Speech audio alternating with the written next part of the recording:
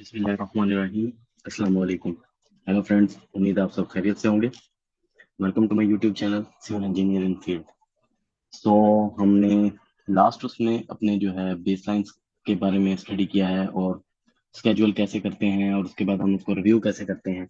But अब हमारा जो है 12th लेक्चर है और 12th लेक्चर के अंदर हम जो अदर फंक्शंस हैं प्राइमरी से रिलेटेड, कोई इस तरह के फंक्शंस हैं डिफॉल्ट जिनको हम यूज करके, जैसे यूजर प्रेफरेंसेस, एडमिन प्रेफरेंसेस, ठीक है, कोई ग्लोबल चेंज है, यूजर डिफाइंड फील्ड्स हैं, तो इसके बारे में स्टडी कर लेते हैं। तो ये जनरल जो है टर्म्स हैं, इनको हम चेंज करते भी हैं और बाद का चेंज नहीं करते। अगर आप चेंज करना चाहें तो कैसे करेंगे, सिर्फ मेरा पर्पस जो है इस वीडियो का ये है। और इससे नेक्स्ट वीडियो के अंदर हम जो है एक्सपोर्ट इंपोर्ट करना फाइल्स को और उसके अलावा प्रिंट करना सीखेंगे। चलिए चलते हैं, पहले हम चलते हैं यूजर डिफाइंड्स की तरफ। सो आपने जो है यहाँ से तक इंपोर्ट एक्सपोर्ट कर सकते हैं, ये हमारा नेक्स्ट लेक्चर होगा। लेकिन जब आप एडिट में आते हैं, आप नीचे देखिए यूजर प्रेफरेंसेस का एक आपको टैब नजर आ रहा है, आप इसको क्लिक करते हैं। उसके बाद यहाँ पर आपके पास time units, date, currency, assistance, application, password, ये चीजें ओपन हो गई, ठीक है। अभी आप इसके अंदर से हम टाइम यूनिट से स्टार्ट करते हैं। आपने देखा होगा कि हम यहाँ यूनिट फॉर्मेट्स को आवर्स में आ रहे हैं, ओवरली। अभी ये यूजर डिफाइंड फील्ड है, आप यहाँ पे जो चीज चेंज करेंगे उसके बाद जब आप प्रोजेक्ट पर जाकर अपने न्यू कोई चीज ऐड करेंगे तो वो इनके मुताबिक चेंज होता जाएगा। जो चीज आप यहाँ पर सिलेक्ट करेंगे वही चीज वहां पर होगी। आप समझ रहे हैं डिफॉल्ट सेटिंग कैसे की जाती है? डिफॉल्ट सेटिंग के ही तौर पर है। अभी यहाँ पे देखिए आवर्स हैं, डे है, वीक है, मंथ है, ईयर है। आप अगर रिसोर्सेज में आपने देखा होगा, वहां पर वो आपको आवर्स शो करवा रहा है। हमने वहां पर आवर्स ही पुट किए थे, 50 आवर्स लाइक दिस। सो अभी यहाँ पर आप देखें डे, उसमें किसी भी उसमें डाल सकते हैं आप। मिनट्स में आप जो है उसके साथ साथ आप मिनट्स में भी लेके आ सकते हैं। देखिए 41 आवर्स और 30 मिनट्स लाइक दिस, ठीक है। अगर आप चाहते हैं आपने डेसिमल्स में लेके आए तो डेसिमल्स में भी आ जाएंगे। उसके अलावा ड्यूरेशन फॉर्मेट्स क्या हैं, डेज में है। आप चाहें तो इसको मंथ में कर सकते हैं, वीक में, आवर्स में कर सकते हैं, ईयरली कर सकते हैं। ये सब चीज़ें वही है। यूनिट फॉर्मेट क्या है, ये आपको परसेंटेज की फॉर्म में शो करवाएगा, ये यूनिट्स पर ड्यूरेशन शो करवाएगा। जैसे 4 आवर्स पर डे, मतलब 4 घंटे पर दिन, इस तरीके से, या 10 आवर्स पर डे, या 8 आवर्स पर डे, ये सब वही चीज़ें। उसमें डेट्स पर आते हैं। डेट फॉर्मेटिंग है, आप किस तरह चाहते हैं, आपका मंथ पहले रहे, डे पहले रहे, या ईयर पहले आए। 4 डिजिट ईयर शो होना चाहिए, 2 डिजिट्स होना चाहिए। और इनको सेपरेटर क्या है, उनको सेपरेट करने के लिए, ठीक है। नीचे फॉर टाइम फॉर्मेटिंग है, सैंपल नीचे शो हो रहा है। करेंसी पे आते हैं। करेंसी यूएसडी है, इसकी डिफॉल्ट, आप चाहें इसको चेंज कर सकते हैं और चाहें तो ऐसे छोड़ सकते हैं। ये नीचे आपको करेंसियाँ दी गई हैं, जिस पर आएंगे आप साइन करेंगे, आपकी करेंसी साइन हो जाएगी। उसमें असिस्टेंट्स हैं, आपको देखें। विजर्ट्स क्या होती हैं, यूज न्यू रिसोर्स विजर्ट और यूज न्यू एक्टिविटी विजर्ट, ठीक है। अभी इसके अंदर क्या है, आपने एक चीज नोट की होगी, जब भी हम एक्टिविटी को यहाँ से साइन कर रहे थे तो आपके पास एक टैब ओपन होकर आता था। अगर आप चाहते, वो एक विजर्ट है, अगर आप चाहते हैं कि वो आपको असिस्टेंस देते रहें, मतलब आपके सामने बार बार आते रहें, सो दैट आप उसको मुताबिक सेलेक्ट करके करते रहें, तो आप यहाँ पर उसको रखेंगे। अगर आप नहीं चाहते, इसको अनचेक करेंगे। जब आप वहां पर जाकर ऐड करेंगे तो आपको कोई भी विजर्ट शो नहीं होगा, आप डायरेक्टली एक्टिविटी क्रिएट हो जाएगी, समझ रहे हैं? ये चीजें उसके लिए हैं। और नीचे रिस्पॉन्सिबल मैनेजर क्या है, वही चीजें हैं, मतलब कॉपी पेस्ट करना चाहते हैं। अगर ऑटोमेटिकली जो ओबीएस है आपका साइन होता जाए तो आप इसको सिलेक्ट कर सकते हैं। अगर नहीं, आप चाहते हैं हर जगह पर आप मैनुअली साइन करेंगे, तो वो अलग है। उस तरीके से अपने इसको सिलेक्ट कर लेना है, ठीक है। यहाँ पर एप्लीकेशंस हैं। स्टार्टअप विंडो क्या है, आपको क्या शो होना चाहिए, स्टार्ट में एक्टिविटीज शो होनी चाहिए। अगर यहाँ से अगर मैं प्रोजेक्ट कर लूंगा तो पहला पेज आपको प्रोजेक्ट शो होगा, ठीक है। Show the welcome dialogue at the startup, अगर इसको मैं टैग करूंगा तो वेलकम का टैग भी देगा। उसमें ग्रुप एंड सॉर्टिंग है, तो वो क्या कहता है, शो नेम एंड डिस्क्रिप्शन से हो। अगर या तो अगर मैं इसको चेक कर दूं तो आईडी से शो होगा। सेम नीचे है कोड्स के ऊपर, वो कहता है कोड वैल्यू से शो होना चाहिए। अगर मैं डिस्क्रिप्शन को टैग करूँ तो डिस्क्रिप्शन से आपको शो होना स्टार्ट हो जाएगा। उसके बाद वो कहता है फाइनेंशियल पीरियड डाटा। अगर आपका कोई एक फाइनेंशियल पीरियड है, मतलब इस पीरियड के दरमियान आपको पेमेंट वगैरह आती रहनी है, या इस ये जो पेमेंट आपके पास है ये इस पीरियड से इस पीरियड तक है, तो आप यहाँ पर अपनी रेंज को सेलेक्ट कर सकते हैं। उसके बाद पासवर्ड है, आप जो पासवर्ड चेंज करना चाहें। रिसोर्स एनालिसिस, आपकी जो रिसोर्सेज हैं वो क्या हैं, ये देखें। ऑल क्लोज प्रोजेक्ट्स, जितने भी क्लोज प्रोजेक्ट्स हैं उनको भी वो शो करवाएगा। When all projects are shown in resource profile, मतलब कि अगर आप चाहते हैं इसको आप चेक कर लेंगे, तो आपने जितनी भी रिसोर्सेज आपके तमाम प्रोजेक्ट्स के होंगे जो क्लोज होंगे, उन सब की भी वो वहां पर ना शो करवाएगा। लेकिन यहाँ पर मैंने सेलेक्ट किया हुआ ओपन प्रोजेक्ट, ये डिफॉल्ट है, मैंने नहीं किया हुआ है, तो डिफॉल्ट ही रहने देंगे तो बेटर है। आगे टाइम डिस्ट्रीब्यूटेड एरिया है, रिमेनिंग अर्ली डेट्स और फोरकास्ट डेट। अब यहाँ पे दो चीजें हैं, रिमेनिंग अर्ली डेट्स, मतलब ऐसी डेट्स जो ऑटोमेटिकली, फर्ज करें आपने प्रोजेक्ट स्टार्ट किया, स्केड्यूल किया, उसके बाद वो ऑटोमेटिकली कैलकुलेशंस करता रहेगा। अगर आप फोरकास्ट डेट डालते हैं, मतलब कि जो जो आपकी फोरकास्टिंग है वो उसके मुताबिक स्केड्यूल करेगा। फोरकास्टिंग तो हमारी गलत हो सकती है ना, लेकिन जो देखें आपने, आपके प्रोजेक्ट कब स्टार्ट हुआ उसके मुताबिक अगर हम फोरकास्ट पे ही चलेंगे तो हमें स्केड्यूल करने की जरूरत क्या है अपने प्राइमरी के अंदर उसको डिजाइन करने की, समझ रहे हैं ना, हमने रिव्यू करना होता है। सो इसको हम ऐसे ही रहने देंगे, ऐसे जैसे है, ये रिमेनिंग अर्ली डेट्स ही रहेंगी। उसके बाद वो रिसोर्सेज कैलकुलेशन है कैसे करता है, डे में करेगा, वीक में करेगा, वो आप यहाँ से सिलेक्ट कर सकते हैं। कैलकुलेशंस हैं, ये कैलकुलेशन किस बेस में करनी है। ऊपर है प्रिजर्व द यूनिट्स, मतलब के नीचे है रिकैलकुलेट। अगर आप, अगर वो आप इसको करेंगे, प्रिजर्व करेंगे, तो इसका मतलब है यूनिट ड्यूरेशंस जो है, यूनिट पर टाइम, वो ऐसे असाइनमेंट्स को सेम रखेगा। और उसके बाद जब आप चेंजिंग करेंगे तो वो उनको सेम रखेगा, और उसके बाद कैलकुलेट वो करेगा, ऑटोमेटिकली कैलकुलेट कर लेगा। लेकिन अगर हम नीचे उस पर क्लिक कर लेंगे तो आपको हर एग्जिस्टिंग असाइनमेंट के लिए, जब एक बार तो आपने चेंज की तो सबके लिए चेंज करनी पड़ेगी। सो ये, इनसे हम, इन प्रेफरेंसेस को मोस्टली लोग जो है ये नहीं वो करते हैं, ये लैग का है कि रिटेन करनी है, लैग के नहीं करनी है एक्टिविटीज को डिसॉल्व करने के बाद। सो ये सब चीजें जो हैं एज सच ही रहें तो ज्यादा बेटर है, क्योंकि ये प्राइमरी में डिफॉल्ट है और ये ठीक है। स्टार्टर फिल्टर्स हैं, ये फिल्टर वगैरह के लिए है, वो कहते हैं अब अगर आपने कोई एप्लीकेशन स्टार्ट करनी है तो कौन सा डेटा है जो आप देखना चाहेंगे, तो ये वो डेटा है, roles, OBS, activity codes and constants, जो करंट प्रोजेक्ट की हैं, ठीक है। और अगर सबकी आप देखना चाहें तो रिसोर्सेज शो करवाएगा। आप अगर इसको यहाँ पे फिल्टर कर लेंगे तो रिसोर्सेज किसी की भी शो नहीं करवाएगा, ओके।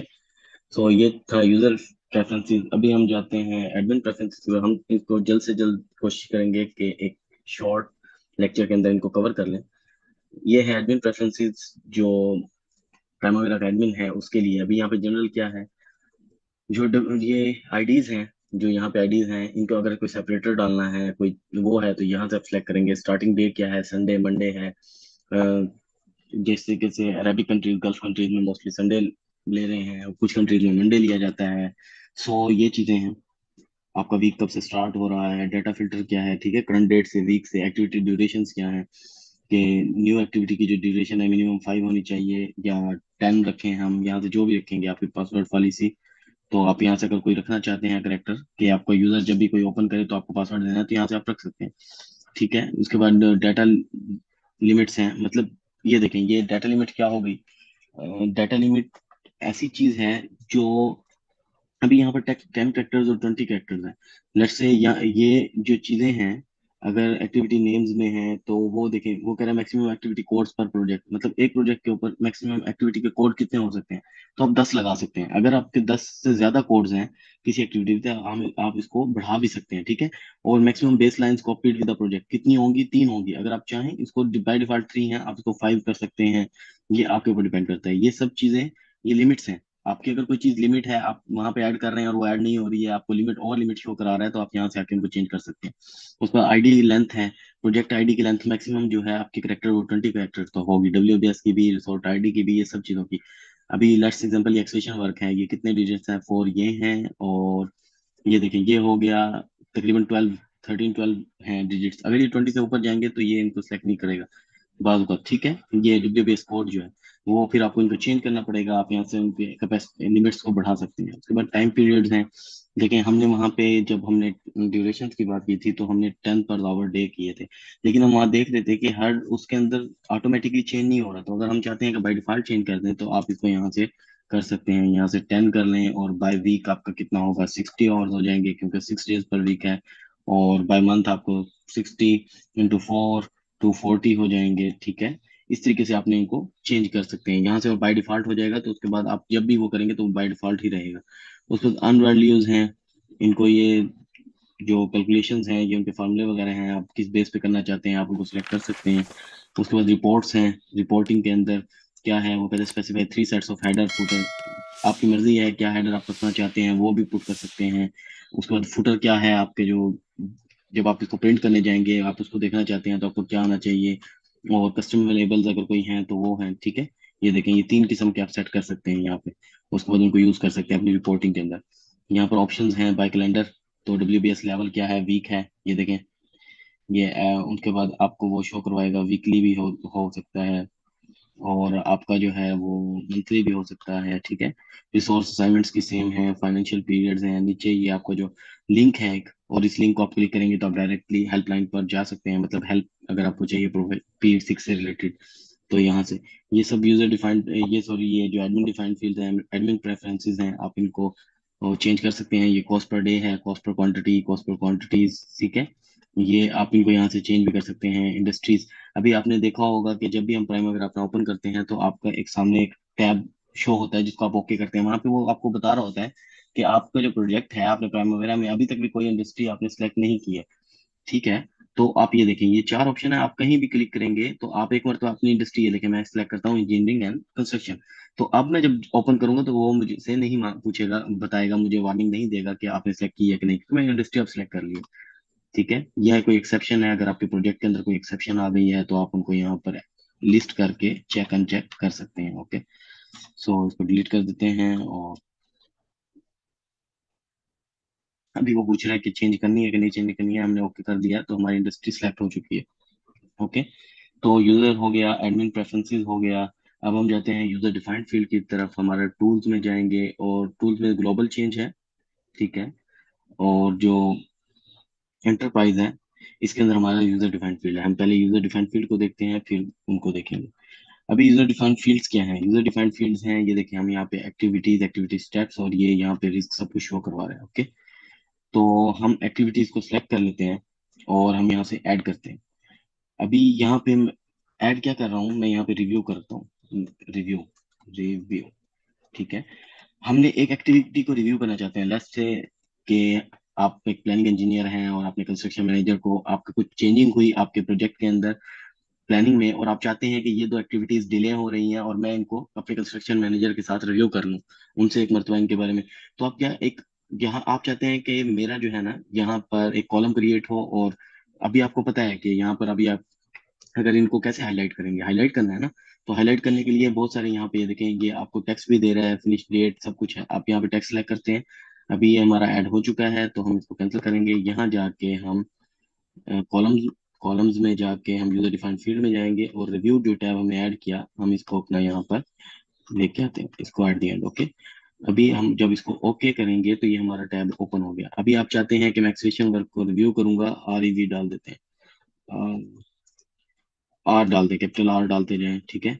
ये इस तरीके से हमने इसको भी रिव्यू करना है तो आर हो गया। अभी ये देखें, ये चीजें आपकी रिव्यू में चली गई। अभी आपने बाद में, अगर आप चाहते हैं कि बाद में जब मैनेजर आए तो आप इसको, तो यहाँ पर आप फिल्टर भी अप्लाई कर सकते हैं कि कोई चीज आपकी रिव्यू करने वाली तो नहीं थी, आप फिल्टर्स पे जाएंगे, आपने कोई न्यू फिल्टर ऐड करना है, ठीक है। न्यू फिल्टर के अंदर,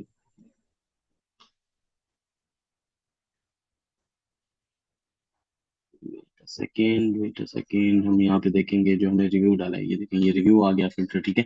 इक्वल टू, वैल्यू क्या है, आर हो, तो आप इसको, हो गया ये, सॉरी इसको डिलीट करते हैं, ऊपर हमने क्रिएट कर लिया तो आप इसको ओके करेंगे और इसको आप अप्लाई करेंगे तो ये देखें दो चीजें हैं।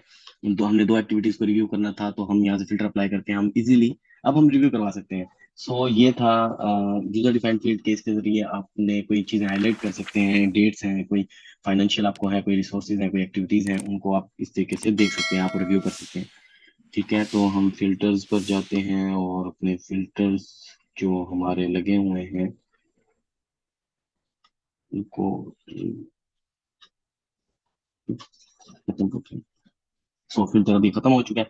अभी उसके बाद हमारा रह गया है टूल, ग्लोबल चेंज के बारे में स्टडी करते हैं।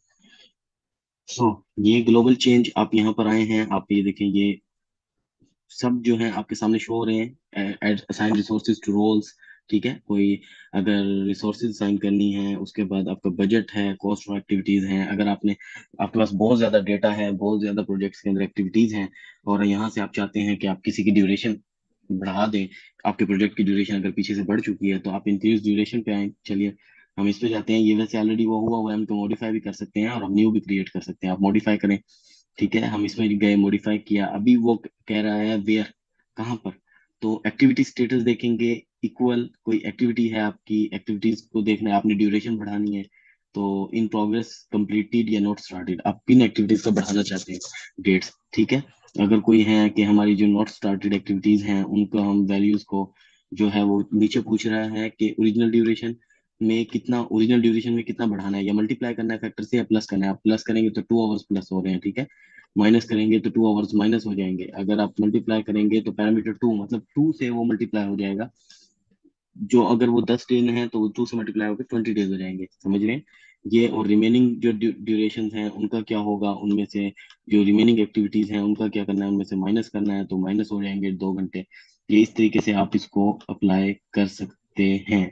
आप चेंज अप्लाई करने जाएंगे तो ये आपके पास एक जो है एरर, क्योंकि ये देखें, ये हमारे पास शो हो गया, रिपोर्ट है कि आप इसको कमिट करना चाहते हैं चेंजेस को, क्योंकि इस चेंज के अंदर वो कह रहा है एरर है आपकी, ठीक है। और इन चेंजेस से ये चीज आपको शो होगा, इस एक्टिविटी के अंदर ये एरर आ रहे हैं, ठीक है। ये देखें, वो आपको सब शो करवाएगा कि ओल्ड ओल्ड वैल्यू क्या है, न्यू वैल्यू क्या होगी, कहाँ पर जाकर आपको एरर आ रहे हैं, किस वजह से हमें इसको मॉडिफाई करना चाहिए कि नहीं। आप फाइल सेव करना चाहते हैं, आपकी मर्जी है, आप कैंसिल करना चाहें चेंजेस को कैंसिल कर सकते हैं। अगर आप कमिट करेंगे तो वो जो जो चेंजेस हैं वो चेंज हो जाएंगे, ठीक है।